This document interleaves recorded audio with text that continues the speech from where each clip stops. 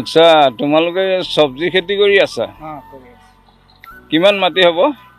8 কাঠা মাটি। 8 কঠামান হ'ব। আচ্ছা, মাহত কেইদিনকে ল'বা পানী?